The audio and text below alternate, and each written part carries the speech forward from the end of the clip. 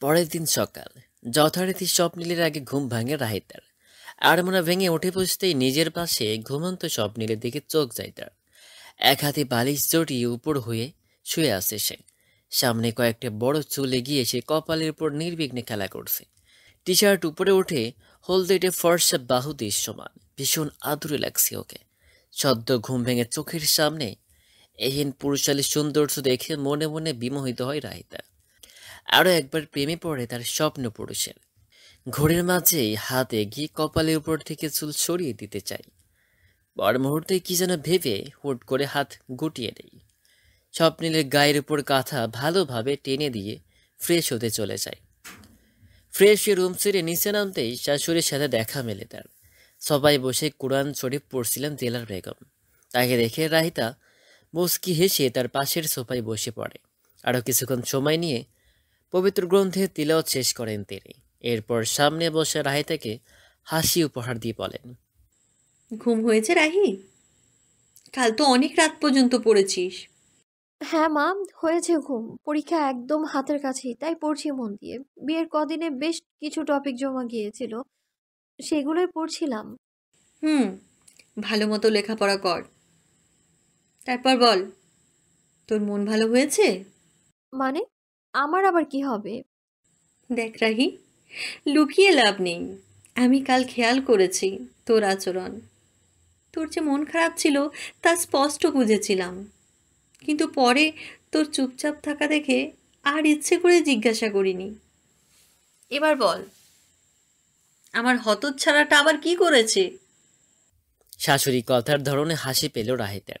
মনে মনে ভাবে, সে একাই বুঝি কপাল করে এমন এক শাশুড়ি পেয়েছে যে সবসময় নিজের ছেলের আগে ছেলের বইয়ের কথা ভাবে।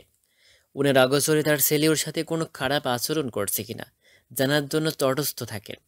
এমন কিছুই হয়নি মা, আপনি চিন্তা করবেন না।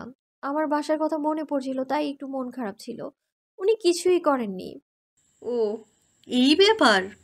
এর জন্য আমার বৌমার মন খারাপ?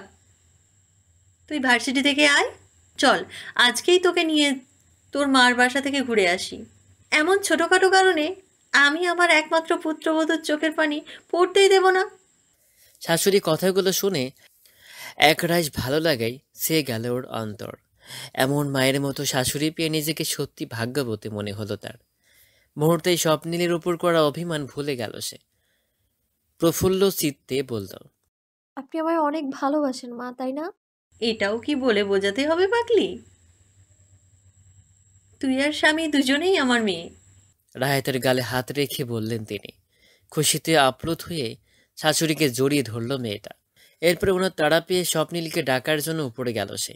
এরপর তড়িঘড়ি করে ব্রেকফাস্ট সেরে যথারীতি ভার্সিটি ও অফিসের জন্য রেডি হয়ে বেরিয়ে পড়ল দুজনে। ভার্সিটির সামনে গাড়ি এসে দাঁড়িয়ে আছে। সেদিক সে রাহিতা গাড়ি থেকে নামতে যাবে, অমনি বাহাতে ওর ডান হাত চেপে ধরে স্বপ্নিল। হাতে টান পড়ায় বিস্ময় নিয়ে পাশ ফিরতেই শোনে, কি বলেছি কাল মনে থাকবে তো? কিসের কথা বলছেন? ইচ্ছে করেই অবুঝের ন্যায় প্রশ্ন করে রাহিতা। ওর প্রশ্নে দাঁতে দাঁত চেপে স্বপ্নিল বলে, অযথায় কারোর সাথে পড়া বোঝানোর নামে যেন কোনো আড্ডা দেয়া না হয়। ক্লাস শেষে সুন্দর মতো বাসায় চলে আসবে, মনে থাকে যেন। আর মনে না থাকলে? দেখো আমি রাগিও না রাহি। এই সামান্য বিষয় আপনি রাখবেনই বা কেন, সেটাই তো বুঝলাম না। আমি যার থেকে ইচ্ছা পড়া বুঝে নিব, ইচ্ছে মতো আড্ডা দিব, এতে আপনার কি সমস্যা? আপনি কেন নিষেধ করছেন আমায়? জানি না, তাছাড়াও এত কিছুর উত্তর দিতে পারবো না। যা বলছি সেটা করবে ভালো মতো। বাই দ্য ওয়ে, আজ নাকি মায়ের সাথে তোমাদের বাসায় বেড়াতে যাবে শুনলাম। জি, বাসায় যাব। আর একটা কথা, ভাইয়ার সাথে দেখা হবে আমার। ও আজ বাসায় আছে, ওর থেকে পড়া বুঝে নিয়ে আসবো। আপনারা কষ্ট করে পড়াতে হবে না আমাকে। এত বেশি কথা বলছো কেন রাহি? আমি কি একবারও বলেছি আমার কষ্ট হবে? আপনি না বললেও আমি তো বুঝি নাকি? সব কথা কি মুখে বলতে হয়? নেহাত ভাইয়া বলেছে দেখেই তো আপনি বাধ্য হয়ে পড়াচ্ছেন আমায়, নয়তো আপনি রেস্ট নেন ওই সময়।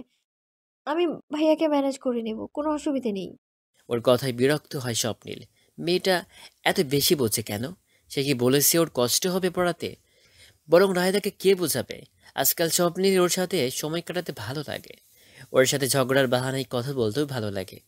একই সাথে মনে জাগে শঙ্কা, রাহেদা যদি রৌনককে জিজ্ঞেস করে ও ও স্বপ্নীলকে পড়াতে বলেছে কিনা তখন রৌনক যদি অস্বীকার করে তাহলে তো স্বপ্নীল ধরা পড়ে যাবে। রায়তা জানতে পারবে ওর ভাই ওকে পড়াতে বলেনি, বরং স্বপ্নীল নিজে থেকেই পড়াতে চেয়েছে ওকে। বিষয়টা লজ্জাজনক হবে। তাই তো আগে পাস না ভেবেই স্বপ্নীল জোরে সেরে বলে বসে, খুব বোঝার শিখে গেছো, হ্যাঁ? এত কিছু করতে হবে না তোমায়, বুঝছো? আর কথা না বাড়িয়ে চুপচাপ এখন নামো, তোমার ক্লাসের জন্য লেট হবে আবার। এতক্ষণ চুপ থাকলেও নামার কথা শুনে আর চোখে ওর দিক তাকিয়ে ইতস্ত ভাবে রাহিতা বলে। নামবো তো, হাতটা আগে ছাড়ুন। চমকে ওঠে ওর দিক তাকিয়ে আর একবার নিজেদের হাতের দিকে তাকায় স্বপ্নীল। কথার মাঝখানে আলতোভাবে ধরা হাতের বন্ধন কখন যে জোরে সোরে চেপে ধরেছে ও নিজেও বোঝেনি। এখন নিজের গড়া কাজ খানিকটা অস্বস্তিতে পড়ে সে নিজেও। ধীরে সুস্থে ছেড়ে দেই রাহিতার হাত। স্বপ্নীলকে এভাবে দেখে আনমনে হাসে রাহিতা। অতঃপর নেমে যায় নিঃশব্দে গাড়ি থেকে। ভার্সিটির গেটের সামনে যেতেই নিবিড়ের সাথে দেখা হয় রাহিতার। ওকে দেখে হাস্যোজ্জ্বলভাবে কুশল বিনিময় করে নিবিড়। ইতস্ত রাহিতা নিজেও জোরপূর্বক হাসি বিনিময় করে। দুজন টুকটাক কথা বলে ভার্সিটির ভেতরে ঢোকার আগ মুহূর্তে টুং করে ফোনে মেসেজ আসে রাহিতার। স্ক্রিনের স্বপ্নিলের নাম দেখে কপালে ভাঁজ পড়ে ওর। মাত্র না গাড়ি থেকে বের হলো, এখন আবার কি বলছে স্বপ্নিল? ফোনের সাউন্ড কমিয়ে কানের কাছে ফোন ধরতেই স্বপ্নিলের ভারী আওয়াজ কানে ভাসে। আমি মানি আর না মানি তুমি আমার বউ, এ কথা অস্বীকার করার কোনো উপায় নেই। তোমার সব কিছুর দায়িত্ব যেহেতু আমি নিয়েছি, তাই সেখানে অন্য কেউ হস্তক্ষেপ করুক এটা আমার পছন্দ না। খবরদার যদি রৌনককে পড়ার বিষয়ে কিছু বলেছ, এখন রাস্তায় দাঁড়িয়ে আড্ডা দেওয়া বাদ দিয়ে নিজে ক্লাসে যাও, আর যেন না দেখি এসব। শুরু থেকে সবকিছু ভালোভাবে বললেও শেষের কথাটা ধমকে বলেছে স্বপ্নিল, যে ধমকে ফোনের এপাশ থেকে ঈষৎ কেঁপে উঠল রাহিতা। তবে ওর এখানে আচরণের মানে খুঁজে পেল না সে। স্বপ্নিল কদিন ধরে এমন কেন করছে? ওর কি সমস্যা? সে কি অন্য কারোর সাথে মেলামেশা করছে? তবে কি স্বপ্নিল ওর উপর অধিকার খাটানো শুরু করে দিয়েছে? আর মনে ভাবে রাহিতা। ভার্সিটির ভেতরে প্রবেশ করার আগে কি মনে করে যেন এক পলক পিছনে ফিরে এসে গাড়ি আগের জায়গাতেই আছে, জানালার কাজ নামানো। সেখান হতে শক্ত চোয়াল স্টিয়ারিং ধরে থাকা স্বপ্নিল স্পষ্ট চোখে পড়ল তার। সেদিকে কিছুক্ষণ নির্বোধের মতো তাকিয়ে থাকতেই পুনরায় টুং করে মেসেজ দিল রাহিতার ফোনে। আমি তোমার এই হাজব্যান্ড, বাসায় আমায় দেখার যথেষ্ট সময় পাবে, কিন্তু এখন ভেতরে না গেলে ক্লাস মিস করবে, চাও? আচমকা স্বপ্নিলের এমন গভীর কণ্ঠে বুকের মাঝে ধকধক করে ওঠে রাহিতার। সে কিনা সদা ওকে বউ হিসেবে মানতে নারাজ ছিল, সে আজ নিজ মুখে স্বীকার করছে ওদের মধ্যেকার পবিত্র সম্পর্ক। অদ্ভুত। এসব ভেবেই একটা ঘুরে চলে যায় রাহিতা। কানে বারংবার বাজতে থাকে ওর বলা প্রথম লাইন দুটো। মুহূর্তেই দুগালে ছড়িয়ে পড়ে রক্তিম আভা। টলমলে পায়ে দ্রুত কদমে ঢুকে যায় ভার্সিটির ভেতরে। এদিকে রাহিতাকে ওভাবে থমকাতে দেখিয়ে কিছু একটা ভেবে ঠোঁট যুগল বাঁকিয়ে হাসে স্বপ্নিল। আজকাল হুটহাট রাহিতাকে রাগাতে, ওকে চমকে দিতে ওর ভীষণ মজা লাগে, কিন্তু কেন লাগে তা ওর অজানা। তবে সেটাকে বিশেষ পাত্র দেয় না স্বপ্নিল। সে শুধু জানে রাহিতা ওর কাছে একটা মানসিক প্রশান্তির মতো, দুঃসময় পাশে থেকে ভরসার হাত বাড়িয়ে রাখা বন্ধুর মতো। তাই অন্য কিছু ভেবে এই মুহূর্তে ওদের সম্পর্ককে নষ্ট করতে ভয় পায় স্বপ্নিল। আপাতত রাহিতার সাথে খুনসুরিতে মেতে ওঠে। ওর হাত আঁকড়ে ধরে নিজেদের পুরনো স্বাভাবিক হাস্যোজ্জ্বল জীবনে ফিরে যেতে চাইছে। তাই এক দীর্ঘশ্বাস ফেলে আর কিছু না ভেবে সে নিজেও গাড়ি চালিয়ে অফিসের উদ্দেশ্যে রওনা হয়। অফিসে পৌঁছে কাজে ব্যস্ত হয়ে পড়ে স্বপ্নিল। আজ বাড়ি ফেরার এক অদ্ভুত পিছুটানা অনুভব করে সে। তবে অজানা তারাই ব্যস্ত হাতে সব কাজ করতে থাকা স্বপ্নিল বুঝল না তার এই পিছুটানের কারণ। কখন নিজের অজান্তেই ওর অবাধ্য মন অফিস থেকে বাসায় ফিরে রাহিতাকে পুনরায় দেখার অপেক্ষায় থাকে। সে ভাবনা স্বপ্নিলের কাছে ডুবে থাকে, মস্তিষ্ক অবধি পৌঁছে না। একান্তে নিবৃত্তি ওর মনের অগোচরে লুকিয়ে থাকে। ঘণ্টা দুয়েক টানা পড়াশোনার পর ক্লান্ত ভঙ্গিমাই পড়ার টেবিল থেকে মাথা তুলে চেয়ারে গা এলিয়ে দেয় রাহিতা। মূলত আজ সন্ধ্যায় শাশুড়ির সাথে বাপের বাড়ি থেকে ঘুরে আসার পর হেলে দুলে রুমে ঢুকতেই বিছানায় স্বপ্নিলকে বসে থাকতে দেখে সে। স্বপ্নিলে ভাবসাব দেখে মনে হচ্ছিল যেন এতক্ষণ এখানে বসে রাহিতার জন্যই অপেক্ষা করছিল সে। তাই তো ফ্রেশ হয়ে আসা মাত্রই ওকে টেনে নিয়ে পড়ার টেবিলে বসায় স্বপ্নিল। একই সাথে নিজেও আরেকটা চেয়ার টেনে বসে ওর পাশে। কোনো কোনো জায়গায় রাহিতার বুঝতে অসুবিধে সব শুনে এরপর ওকে বোঝানোর কাজে লেগে পড়ে স্বপ্নিল। স্বপ্নিলের উদ্যোগে ও নিজের প্রচেষ্টায় বেশ ভালোভাবে ম্যাথগুলো মাথায় ঢুকে রাহিতার। ওকে বুঝতে দেখে স্বস্তির নিঃশ্বাস ফেলে বই ঘেটে গুরুত্বপূর্ণ কিছু ম্যাথ দাগিয়ে করতে দিয়ে চেয়ার ছেড়ে উঠে স্বপ্নিল। এতক্ষণ বসে বসে সেগুলোই প্র্যাকটিস করছিল রাহিতা। স্বপ্নিল এতক্ষণ রুমেই ছিল, বিছানায় বসে নিজের কাজ করছিল ল্যাপটপে। কিছুক্ষণ আগে উঠে বেরিয়েছে রুম থেকে। এরই মাঝে রাহিতার পড়াও শেষ হয়ে যায়। হাত ছেড়ে শব্দ করে চেয়ার ঠেলে উঠে দাঁড়ায় সে। বারান্দায় দাঁড়িয়ে শীতল বাতাস উপভোগ করছে রাহিতা। এতক্ষণ পড়ার পর মাথা ভার হয়ে এসেছিল যেন। একটা চা কফি হলে মন্দ হতো না, আনমনে ভাবে রাহিতা। এরই মাঝে হিমবায়ুর সংস্পর্শে নিমিষেই মনে প্রশান্তি আসে। আবেশে চোখ বুজে যায়। সেভাবেই রেলিং ধরে কিছুক্ষণ ঠায় দাঁড়িয়ে থাকে সে। খানিক বাদে পায়ের শব্দ কানে আসতেই চোখ মেলে তাকায় রাহিতা এবং চোখ খুলতে সামনে বাড়ানো পাশে দাঁড়ানো স্বপ্নিলের সাথে চোখাচোখি হয়। সে নিষ্পলক ওর দিকেই তাকিয়েছিল। আজ স্বপ্নিলের চাহনিতে আলাদা কিছু ছিল, যার দরুন বেশিক্ষণ তাকিয়ে থাকা দায় হয়। মুহূর্তের মাঝে চোখ নামিয়ে দেয় রাহিতা। ঠিক সে সময় ওর নথ হওয়া চোখের সামনে একটি বাড়িয়ে রাখা হাতে কফির মগ ভাসে। স্বপ্নিল ওর দিকে কফির মগ বাড়িয়ে দিয়েছে। চমকে উঠে পুনরায় স্বপ্নিলের দিকে তাকাই রাহিতা। এবার ওর অপর হাতে আরেকটি কফির মগ দেখে সে। রাহিতাকে তাকাতে দেখে মাথা নাড়িয়ে নিজের হাত থেকে মগটি নিতে ইশারা করে স্বপ্নিল। দৃঢ়হস্তে সে কাপ নিয়ে হালকা হাসে রাহিতা।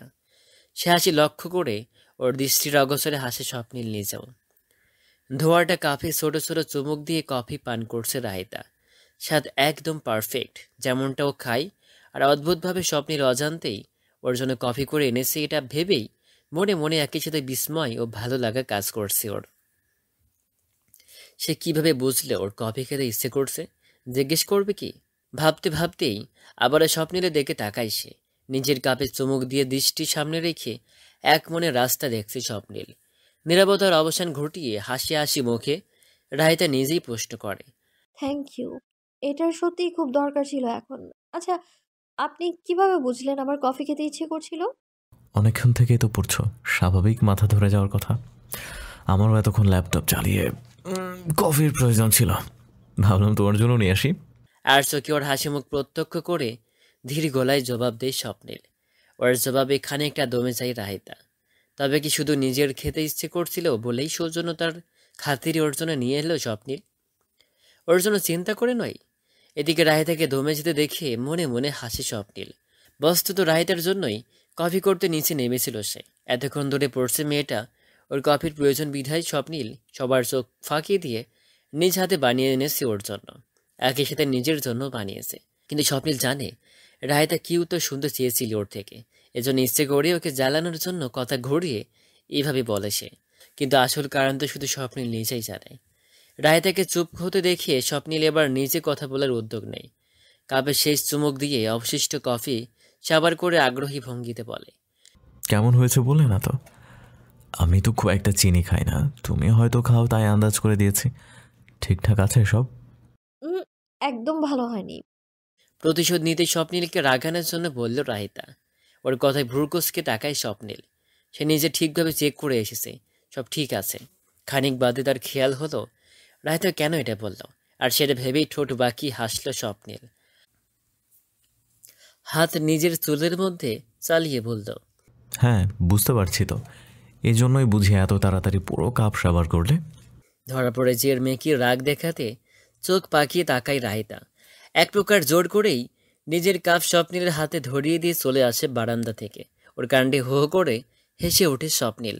রাহিতার পিছু পিছু সে নিজেও চলে আসে রুমে। সাইড টেবিলে কাপগুলো রেখে বিছানায় বসে থাকা রাহিতার সামনে গিয়ে বসে। মুখ ফুলে থাকে রাহিতার দিক চেয়ে মৃদুভাবে হাসে।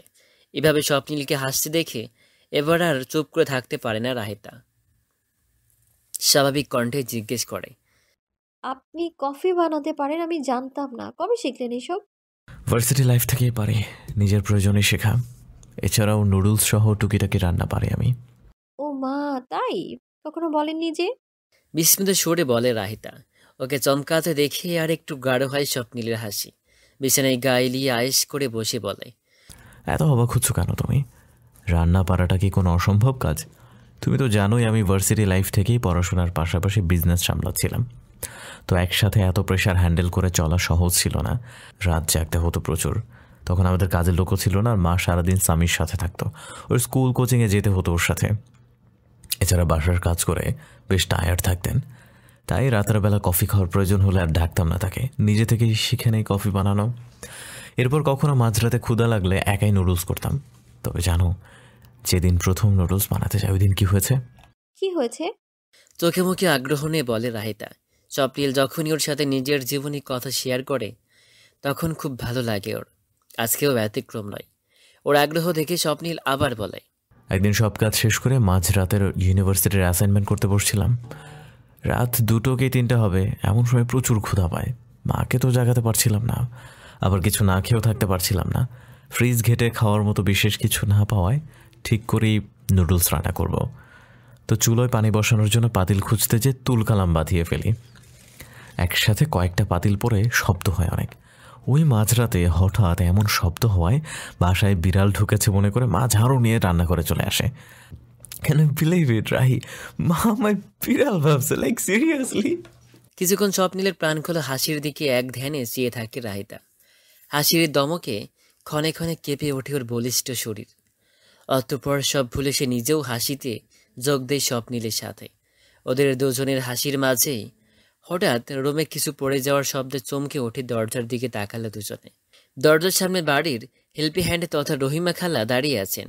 তার এক হাতে খাবারের ট্রে ধরা, নিচে পানির গ্লাস ফ্লোরে পড়ে ভেঙে গেছে। সেদিক সে হাসি থামিয়ে হঠাৎ গম্ভীর হয়ে যায় স্বপ্নিল। ওকে দেখে স্বাভাবিক হয় রাহিতা নিজেও। ঠান্ডা গলায় স্বপ্নিল জিজ্ঞেস করে, এটা কিভাবে পড়লো খালা? মাফ করবেন সাহেব, খালাম্মা আপনাগো জন্য খাবার পাঠাইতে কইল ওপরে। হঠাৎ রুমে ঢুইকা আপনাদের হাসির শব্দ শুনিয়া চমকে গেছি, আর গ্লাসটা হাত ফসকে পড়ে গেছে নিচে।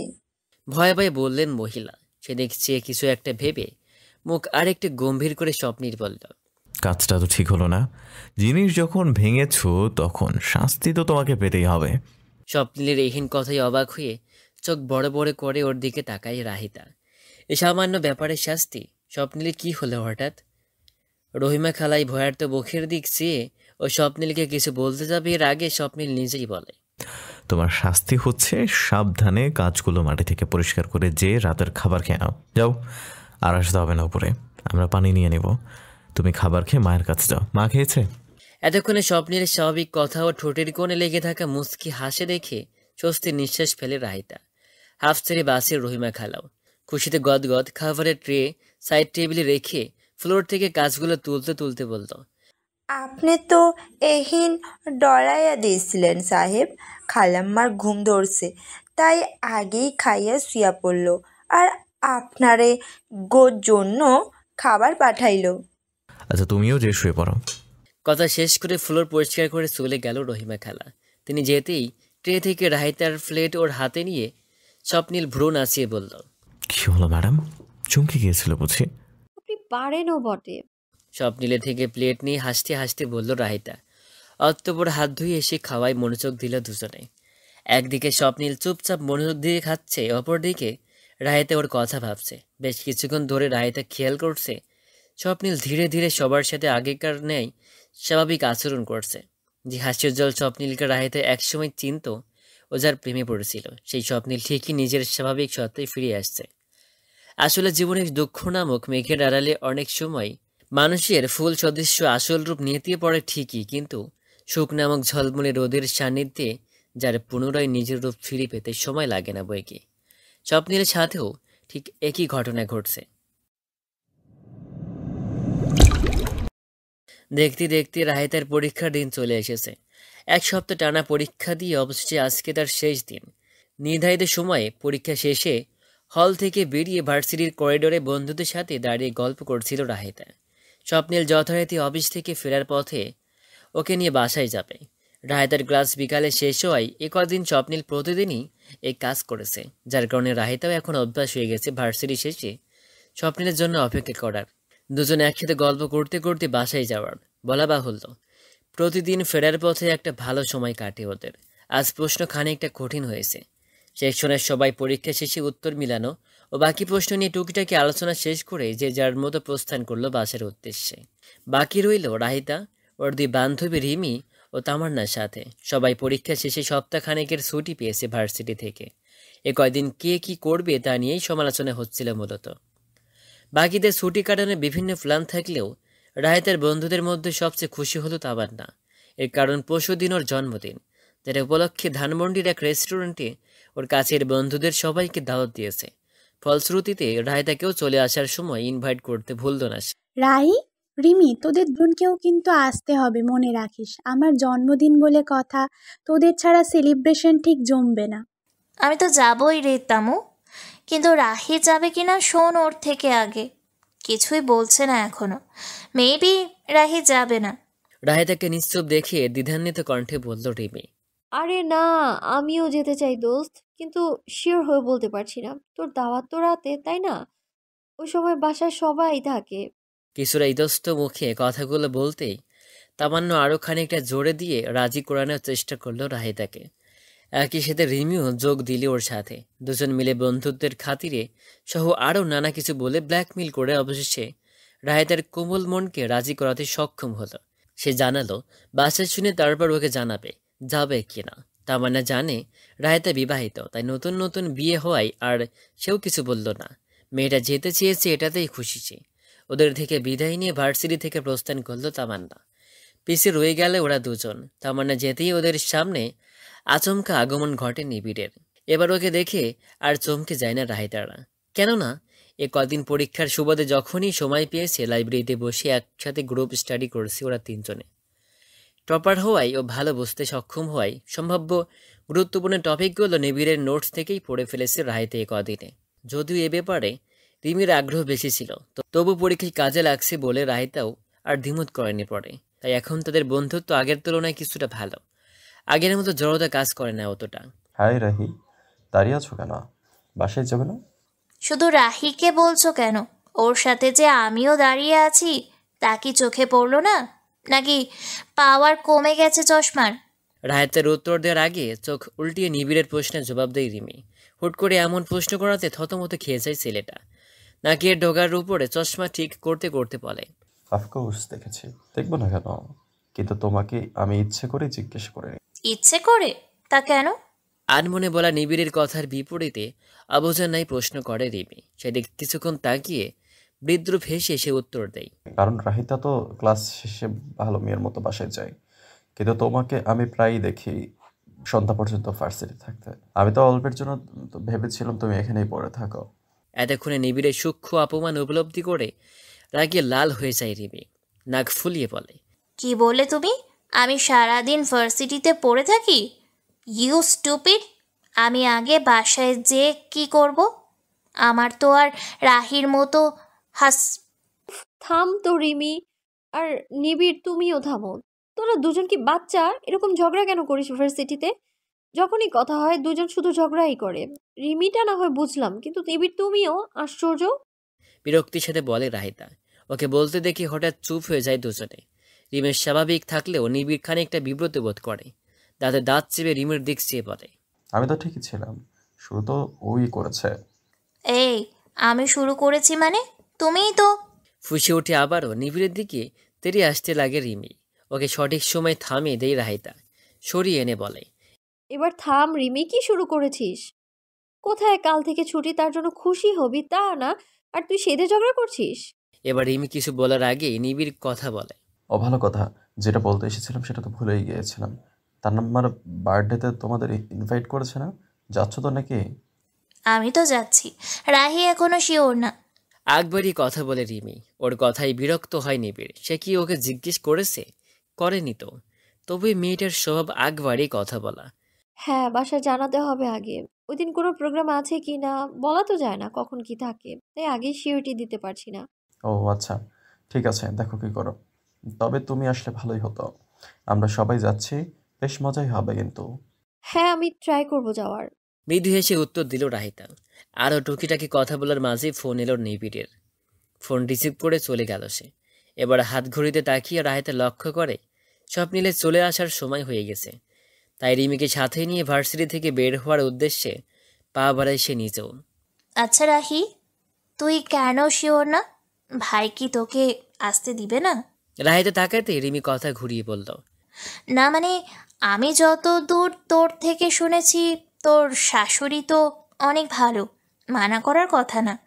আর তোর ভাষ্যমতে স্বপ্নের ভাইও যদি তোকে শুধু বন্ধু হিসেবেই দেখে, তবে সব বিষয়ে তো অধিকার ফলানোর কথা না। তাহলে মানা করার কথা আসছে কোথা থেকে? রিমির কথার কি উত্তর দেবে ভেবে পায় না রাহিতা। ওর দ্বিধাদ্বন্দ্বের আসল কারণ তো স্বপ্নীল নিজেই। কেননা এখন আর স্বপ্নীল সেই আগের মতো নেই। মুখে কিছু না বললেও আজকাল রাহিতার সকল বিষয় ধীরে ধীরেই অধিকার দেখানো শুরু করেছে সে। তবে সেটা কি স্বপ্নীল জেনে বুঝেই করছে না নিজের অজান্তে, এ ব্যাপারে সন্দিহান রাহিতা। তাই তো বোকার নাই বলল। আমি জানি না রিমি, ওনাকে আমি ঠিকমতো বুঝিয়ে উঠতে পারিনি এখনো। তার আচরণ কেমন যেন ধোঁয়াশাময়। কখনই মনে হয় তিনি মন থেকেই আমার বউ হিসেবে মেনে নিয়েছেন, আবার কখনো মনে হয় এটাও হয়তো তার নিছক দায়িত্ববোধের মধ্যেই পড়ে। আমি খুবই কনফিউজ রে। হুম, বিষয়টা আসলেই কনফিউজিং। স্বপ্নের ভাইয়া এমন কেন? তুই ভালো দেখেই কিছু বলিস না। আমার জামাই এমন হলে তো আমি ওরে। রাহিতার চোখ পাখানো দেখে বহু কষ্টে মুখের কথা বের হওয়ার আগেই গিলে ফেলে রিমি। আজকাল মাঝে মধ্যে রাহিতের উপর ভীষণ রাগ হয় ওর। কিভাবে নিজের অনুভূতিকে গুটিয়ে রেখে স্বপ্নীলের সামনে চলাফেরা করে মেয়েটা। আর স্বপ্নীল, সে তো এই ব্যাপারে চির অজ্ঞাত। এইভাবে চললে ওদের মধ্যে কিভাবে সব ঠিক হবে রিমি ভেবে পায় না। আর তখনই ওদের দুজনের প্রতি ক্রুদ্ধ হয় তার অন্তর। রাগের চোটে নিজেকে কন্ট্রোল করতে পারে না সে। পরদিন সন্ধ্যা, ড্রয়িং রুমে সবার সাথে বসে আছে রাহিতা। স্বপ্নীল রাস্তায়, যে কোনো মুহূর্তে ফিরবে বাসায়। এক সোফায় দিলারা বেগম ও রাহিতা, অপর সোফায় সামিরা বসে। সেখান থেকেই অনর্গল কথা বলে যাচ্ছে মেয়েটা। এক দণ্ডে চুপ থাকে না সে। কলেজে কি হয়েছে না হয়েছে, নতুন ছেড়ে সে কি করেছে, এইসব বিষয় মা ও ভাবিকে জানানো যেন বেশ গুরুত্বপূর্ণ এমন ভাবভঙ্গি তার। নিজের কথা শেষ করে রাহিতার উদ্দেশ্যে সামিরা বলে, আমার কলেজের কথা তো অনেক হলো, এবার ভাবি তুমি তোমার ভার্সিটির কথা কিছু বলো, আমরা শুনি। আমার ভার্সিটির কথা কি শুনবে? বলো, যদি কোনো মজার ঘটনা মনে পড়ে তবে। যেমন আমার এক ফ্রেন্ডের বার্থডেতে ওকে সারপ্রাইজ দিতে চেয়ে আমরা নিজেরাই সারপ্রাইজ হয়ে গেছিলাম। জানো জানো হয়েছিল কি? সামি, 1 মিনিট দাঁড়াও। খুব ভালো একটা কথা মনে করিয়ে দিয়েছো তুমি, থ্যাঙ্কস। বলবো বলবো করে আমি তো ভুলেই গিয়েছিলাম কাল থেকে। সামিনা পুনরায় কথা বলা শুরু করতেই ওকে থামিয়ে দেয় রাহিতা। তামান্নার বার্থডে পার্টির কথা তো বাসায় জানাতে ভুলে গিয়েছিল রাহিতা।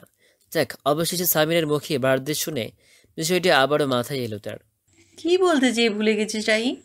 আসলে মা, আমার এক ফ্রেন্ডের জন্মদিন কালকে। সন্ধ্যায় ধানমন্ডির একটা রেস্টুরেন্টে দাওয়াত দিয়েছে কিছু ক্লোজ ফ্রেন্ডসদের। আমাকেও যাওয়ার জন্য খুব জোর করছিল। আমি বলে এসেছি বাসায় জানিয়ে তারপর ওকে জানাবো। আম, তো বলছিলাম, আমি কি যাব মা? ভালো ফ্রেন্ড তোর, তুই কি যেতে চাস? শাশুড়ি কথায় আড়ষ্ট ভঙ্গিতে হ্যাঁ সূচক মাথা নাড়ায় রাহিতা। ছুটি চলছে ওর, কাল থেকে বাসায় বসে আছে। স্বপ্নের আদৌ ওকে কোথাও নিয়ে যাবে কিনা কে জানে। তার সেই বাহানায় অন্তত বাসা থেকে বের হওয়া যাবে, একটুখানি ঘুরে বেড়ানো যাবে। রায়তার ভাবনার মাঝেই ওকে পর্যবেক্ষণ করে মুচকি হেসে দিলারা বেগম বললেন, তোর বান্ধবীর জন্মদিন, তোর যেতে মন চাইলে তাহলে তুই যাবি। আমি কেন মানা করব তোকে? আমি কি ওরম শাশুড়ি নাকি যে বিয়ের পর বউদের বাড়ির বাইরে যেতে বাধা দিবে? এটাই তো তোর বয়স, আনন্দ ফুর্তি করার, ঘুরে বেড়ানোর।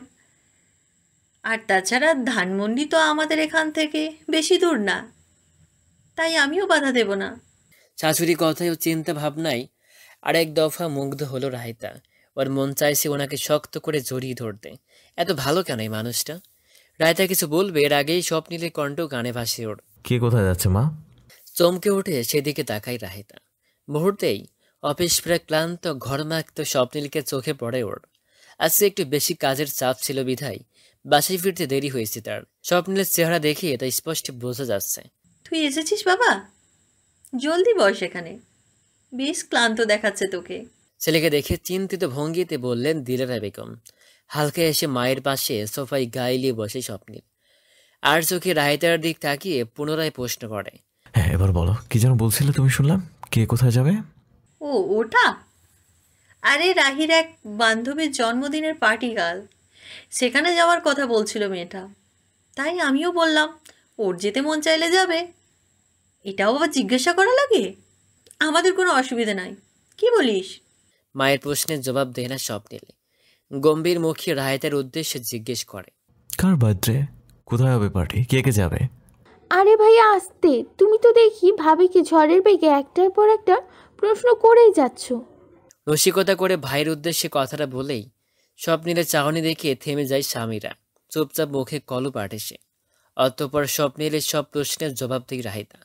মনোযোগ দিয়ে ওর কথা শুনে কিছুক্ষণ এক দৃষ্টিতে চেয়ে থাকে সে। খানিক বাদে হুট করেই শক্ত মুখে বলে, রাহি যাবে না এই পার্টিতে। হঠাৎ করে যেন চমকে উঠলে রুমে বসা 3 রমণী। বলছে এটা কি স্বপ্নীল? কেন যাবে না রাহিতা? বিস্মিত রাহিতা চোখ ছোট ছোট করে প্রশ্ন করে। আপনি এমন কেন করছেন? যাব না কেন আমি? তাছাড়া মাও তো রাজি হয়েছেন।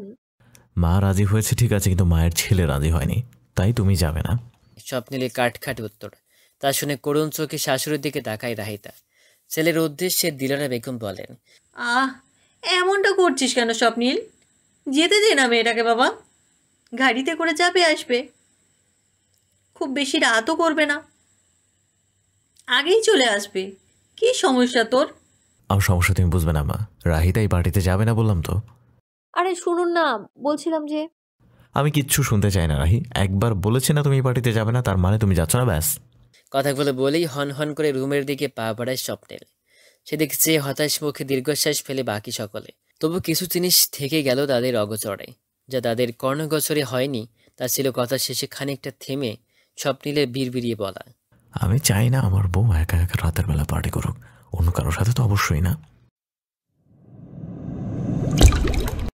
রুমে যেয়ে বেশ কিছুটা সময় নিয়ে ফ্রেশ হয়ে আসে স্বপ্নীল। এতক্ষণে মাথাটা একটু ঠান্ডা হয়েছে বোধহয়। হাত পা ছেড়ে বিছানায় বসতেই একটু আগের করা নিজের আচরণের কথা মনে পড়ল ওর। সে কি একটু বেশি রিয়াক্ট করে ফেলল নাকি? আনমনি ভাবে স্বপ্নীল। রায়তার সাথে এমনটা না করলেও পারত সে। মেয়েটা নিশ্চয়ই খুব কষ্ট পেয়েছে।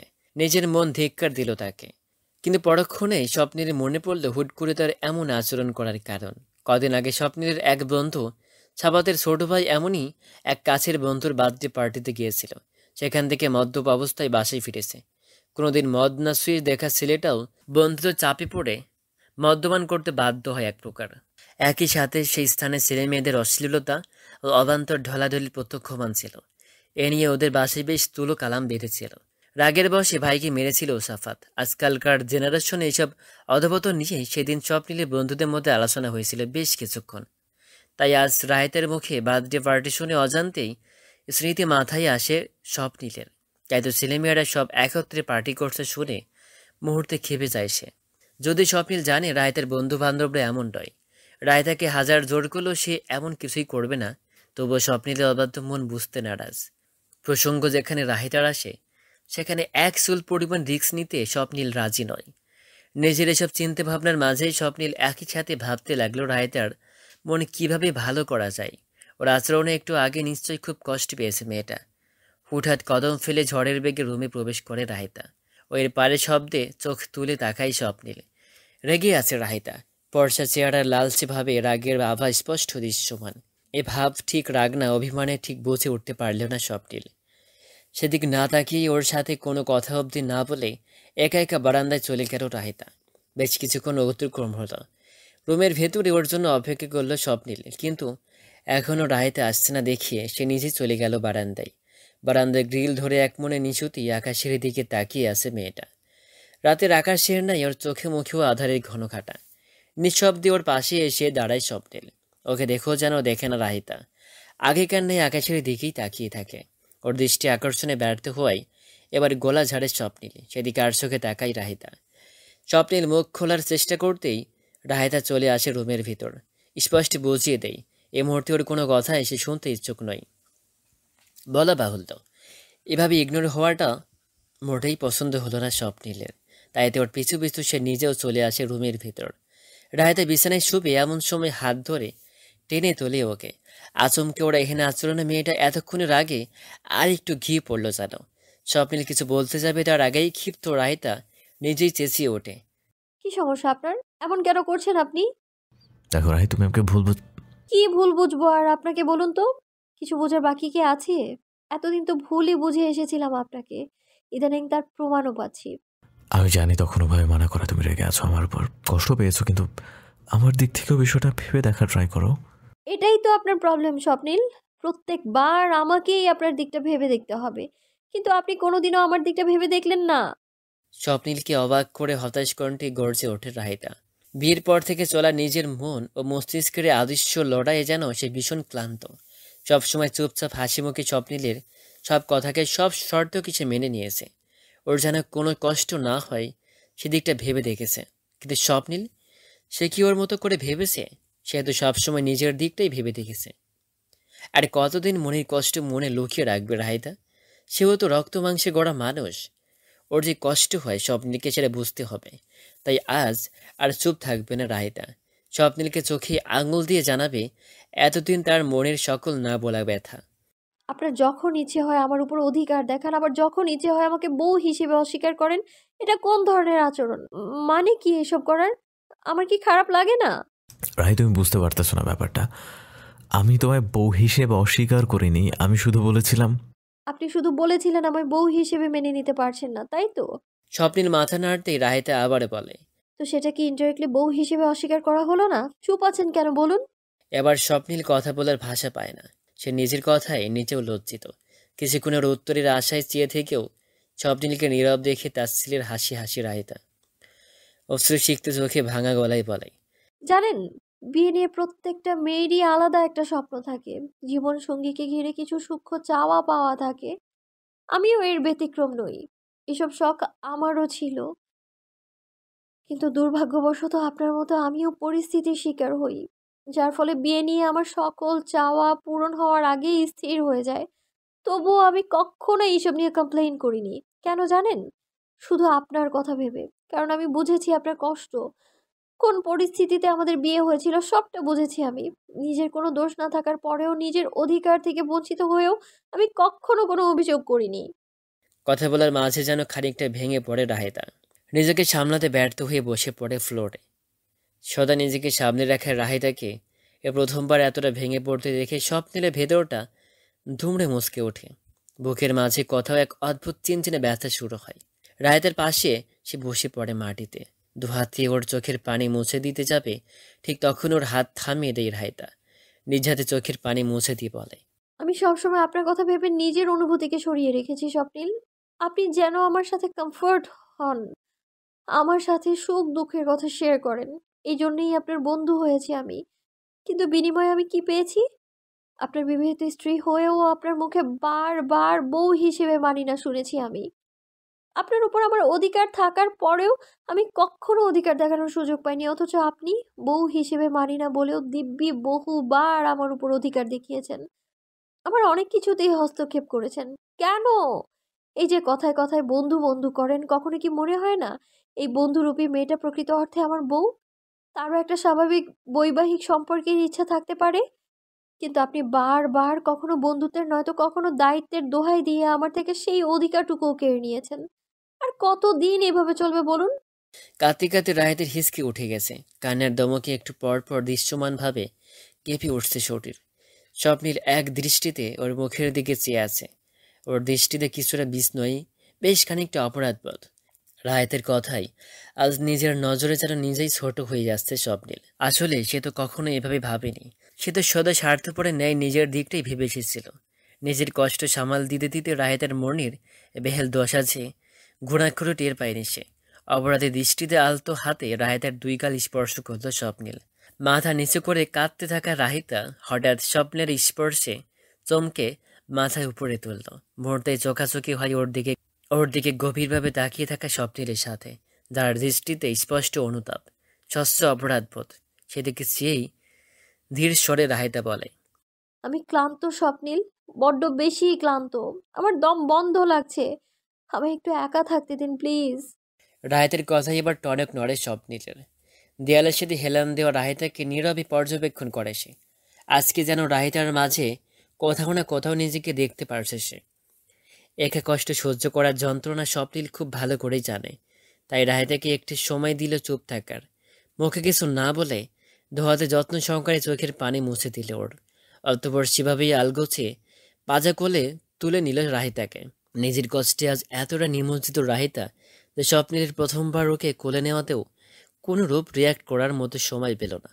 সেভাবে চুপটি করে লেপ্টে থাকলো স্বপ্নীলের বুকের সাথে। শুনতে থাকলো ওর দ্রুত গতিতে ধুপধুপ করতে থাকা হৃদস্পন্দন। রায়তাকে ধীরে সুস্থে বিছানায় শুয়ে দিল স্বপ্নিল। এসি অন করে গায়ে কাঁথা টেনে দিল। নিশ্চুপ রুমে শুধু একটু পর পর রায়তার নাক টানার আওয়াজ শোনা যাচ্ছে। স্বপ্নিলটাও যেন আজ আশ্চর্য রকম নীরব। বিছানায় হেলান দিয়ে আধশোয়া হয়ে একটু পর পর পাশ ফিরে শোয়া রায়তার মাঝে হাত বুলিয়ে দিচ্ছে। নীরবেই বুঝিয়ে দিচ্ছে ওর কষ্টে সে একা নয়, স্বপ্নিল ওর পাশে আছে।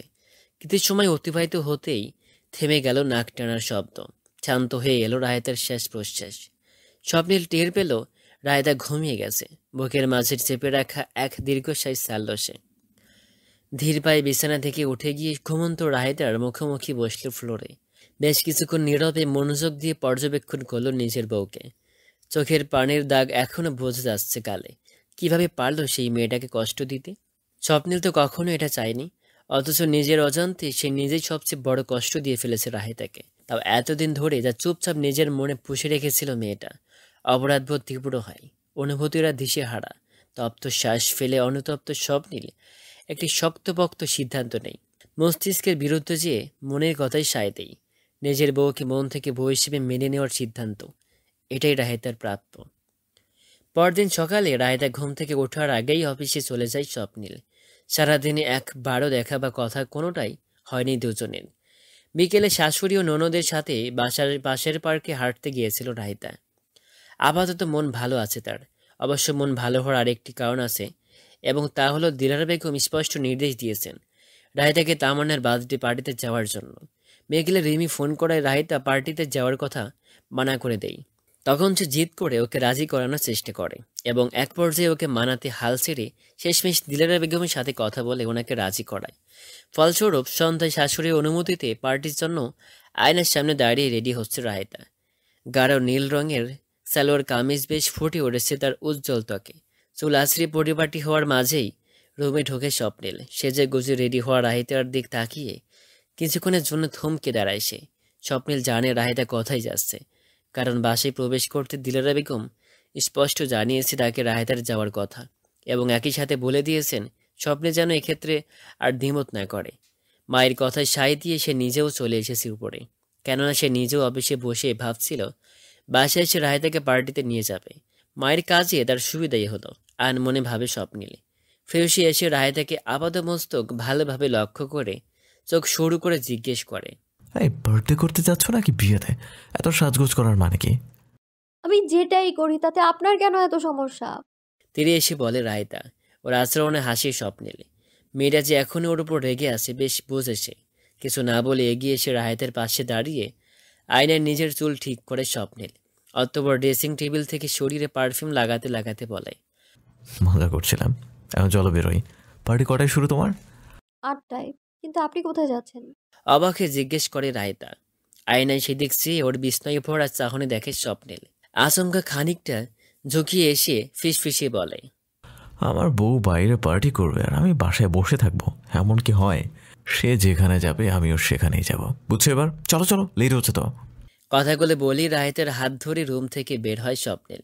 এদিকে ওর কথার ধ্বনি রাহেতের কানে বাজে বেশ কিছুক্ষণ। আমার বউ। মন মস্তিষ্কে প্রতিফলিত হয় বারংবার।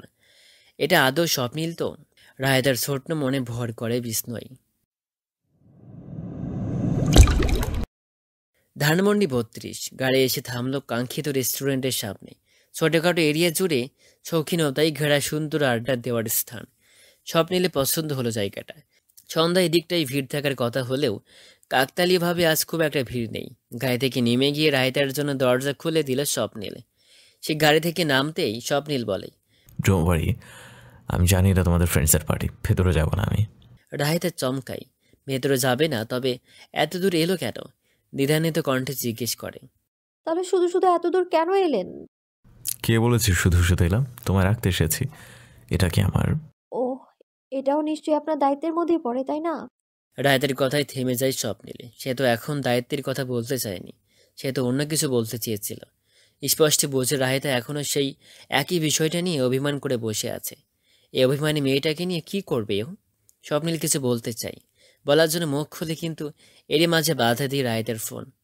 কর্কশ শব্দে বেজে ওঠে রিংটোন। তামান্না ফোন দিয়েছে লক্ষ্য করে ফোন কেটে দেয় রাহেতা। স্বপ্নিল কিছু বলার পূর্বেই বলে, আমার ফ্রেন্ড কল দিয়েছে, আমি ভেতরে যাব এখন। আপনি কি করবেন এতক্ষণ? হ্যাঁ, তুমি ভেতরে যাও। এখান থেকে মিনিট 5 দূরে আমার একটা ফ্রেন্ডের রেস্টুরেন্ট আছে, আমি ওর সাথে দেখা করব। তুমি কখন বের হবে আমায় তার আগে জানিয়ে দিও, কল দিও আমাকে, আমি চলে আসবো। আচ্ছা ঠিক আছে। স্বপ্নিল থেকে বিদায় নিয়ে রাহিতা প্রবেশ করে ভেতরে। যতক্ষণ না ওরা অবয়ব কাছের দরজার ওপাশে মিলিয়ে যায় ততক্ষণ সেদিকে চেয়ে রয় স্বপ্নিল। এরপর হাত ঘড়িতে সময় দেখে নিয়ে গাড়িতে ঢুকিয়ে সে নিজেও চলে যায় বন্ধুর রেস্তোরাঁর উদ্দেশ্যে। রাহিতা যেতেই ওকে দেখে এগিয়ে আসে বন্ধুরা।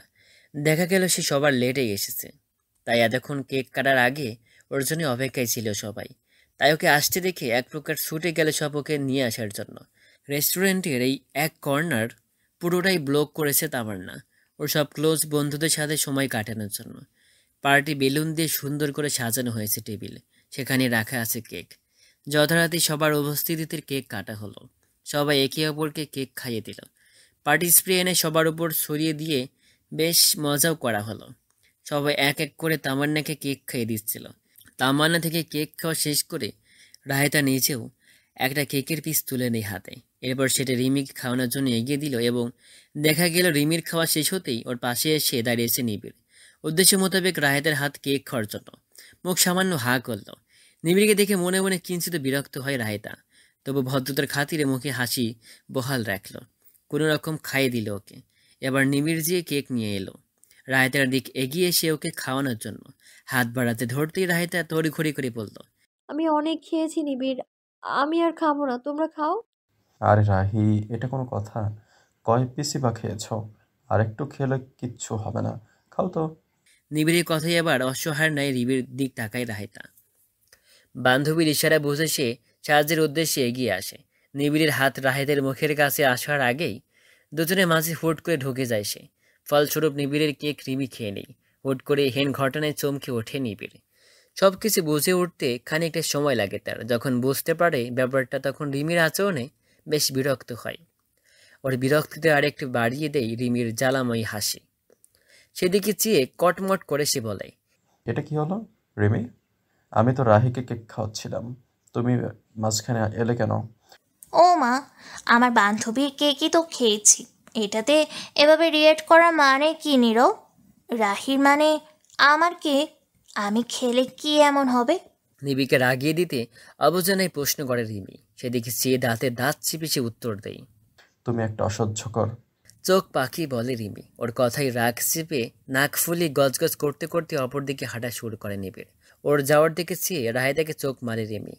ওকে দেখে হেসে ফেলে রাহিতা। এরা দুজন পারেও কোনো কথা হলে ঝগড়া শুরু। ওর ভাবনার মাঝেই তামান্না এগিয়ে এসে ওদের দিকে।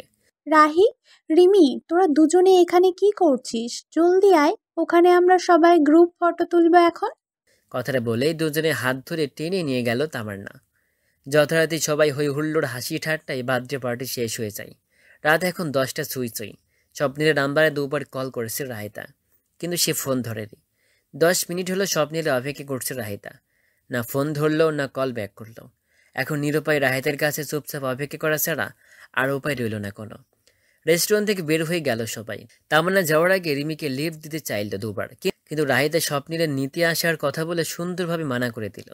রিমি ওর সাথে ছিল এতক্ষণ, কিন্তু বারবার বাসা থেকে ফোন আসায় শেষমেশ সে নিজেও চলে গেল।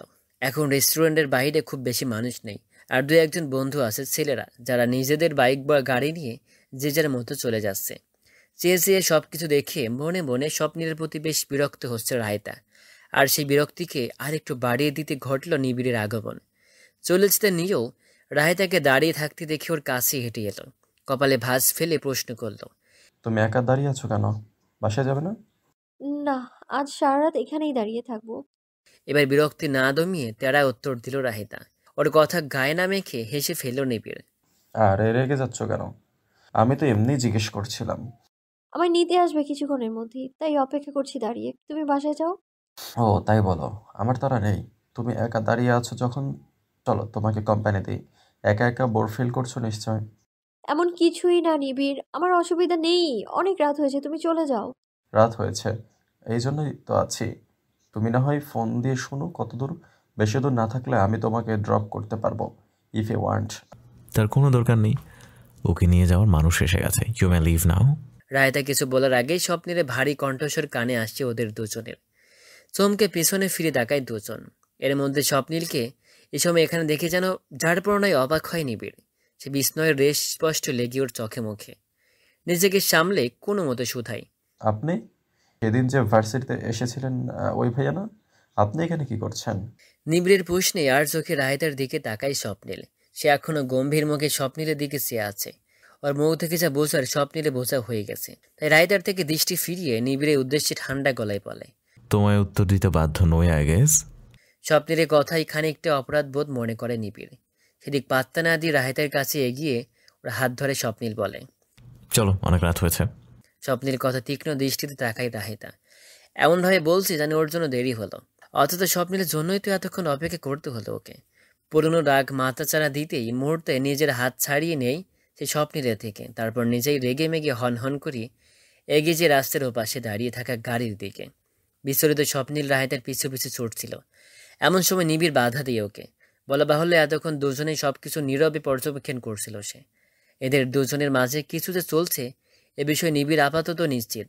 তাই কৌতূহল দমিয়ে রাখতে না পেরে অবশেষে জিজ্ঞেস করে বসে, আচ্ছা ভাইয়া, আপনারা দুজন কি ডেট করছেন? পথে বাধা পেয়ে প্রচুর বিরক্ত হয় স্বপ্নিল। তার মধ্যে নিবিড়ের এমন বোকা প্রশ্ন শুনে রাগটা বেড়ে যায় তরতর করে। রাগ নিয়ন্ত্রণ করে উত্তর দেয়, না, এখন সরো সামনে থেকে। না মানে, কিন্তু আপনাদের দেখে তো মনে হয় আপনাদের মাঝে কোনো সম্পর্ক হয়ে আছে। হ্যাঁ, সম্পর্ক আছে তো, উই আর ম্যারিড। আমি ওর হাজব্যান্ড। সেদিনও যা বলেছে সেটাও মিথ্যা নয়, কিন্তু তার চেয়েও বড় সত্যি হচ্ছে রাহি আমার বউ হয়েছে, সব জানা। হ্যাপি না? এক্সকিউজ মি, আমার যেতে দাও এখন। এবার নিজ হাতেই নিবিড়কে সরিয়ে দিয়ে খানিকটা চেঁচিয়ে বলে ওঠে স্বপ্নিল। এদিকে রাহেতা বিবাহিত জেনে যেন আকাশ থেকে পড়ে নিবিড়। মেয়েটা বিয়ে করেছে কবে? কই, সে তো জানালো না কখনো। রাহেতা কোনোদিন বলেও ইউনিভার্সিটিতে। শেষমেশ ও কিনা এতদিনে একটা বিবাহিত মেয়েকে পছন্দ করে এসেছিল। মনে মনে বড্ড হতাশ হয় নিবিড়। এদিকে গাড়িতে বসে রাহেতার কাছে যেতে যেতে রাস্তা পার হয়ে কি মনে করে যেন থেমে যায় স্বপ্নিল। এক পলক পিছনে ফিরে থমকে থাকা নিবিড়ের দিক তাকিয়ে ওর উদ্দেশ্যে শীতল কণ্ঠে বলে, আচ্ছা বুঝছি তুমি কি ভাবছো এখন, কিন্তু রাহিকে লাইন মেরে কোনো লাভ নেই আর। She is not for you. ওর থেকে দূরে থাকবে সবসময়।